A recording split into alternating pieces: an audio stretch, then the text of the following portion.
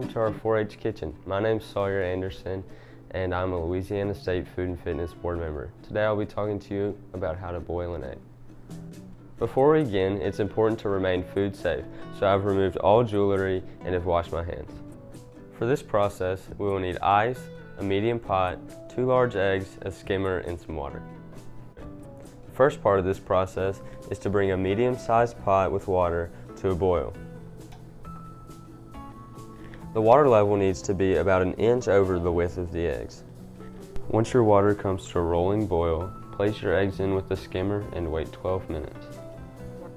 While you're waiting for your eggs to boil, prepare an ice bath by pouring water into a bowl of ice.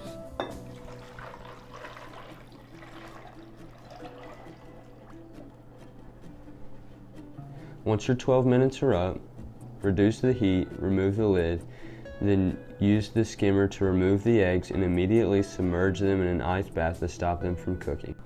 Then, to remove the shell, tap on a hard surface and roll around to peel off all parts of the shell. Then, to ensure that all parts of the egg are off, rinse under cold water and quarter it to place on a Cobb salad.